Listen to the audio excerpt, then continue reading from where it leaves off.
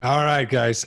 So obviously the conversation today is around broadband and telehealth, telemedicine. But if you're if you're like me, you're not exactly sure what exactly that means. So I've read a couple of different articles recently about what telehealth is, but obviously, Rachel, Sue, I think, you guys are clearly the experts. So let's just start off the conversation about what is it? Let's define telehealth. Let's define telemedicine and get that kind of on the table right off the bat.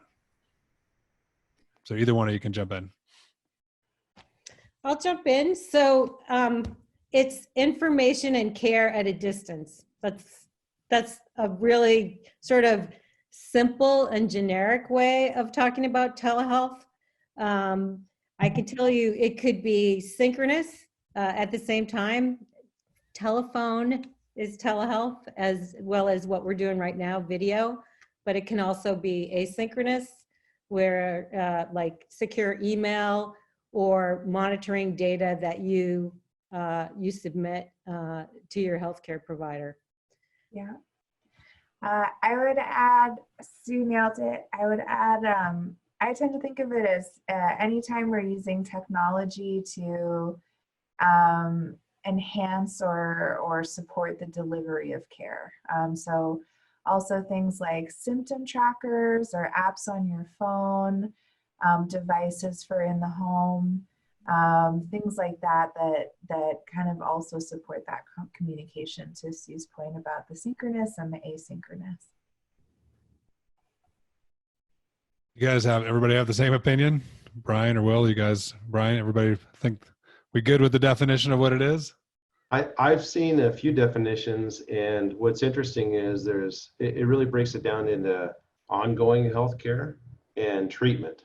So if you think about splitting it up, it's as simple as an Apple Watch and the health app and the fact that it monitors the heart and whatnot. And then there's the actual interaction as Sue spoke of, where it's two-way, it's synchronous with a healthcare provider.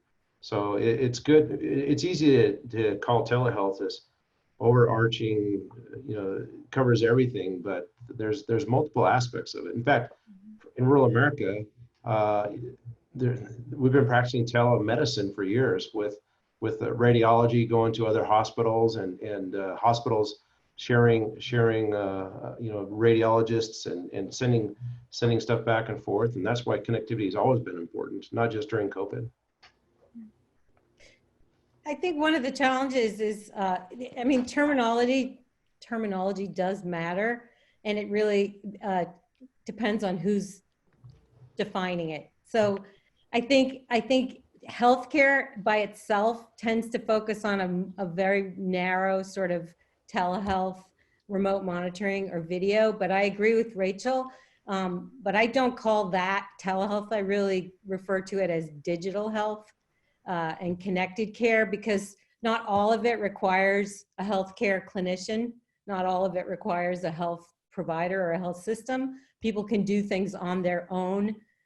They can do peer online support. They can use mobile apps. They can use devices on their own. Some of that data may interact with a healthcare professional, but not all of it needs to.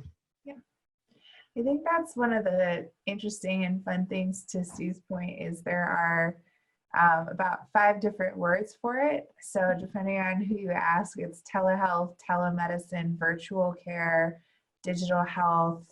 I even see some blending between that and health IT, right? And some of what that is. So it's fun in that you can, and then also even at the government level, when we look at policy, there are differences of opinion in terms of the definition of telemedicine used by at the federal level with like Health and Human Services or Center for Medicaid and Medicare versus like at the state level.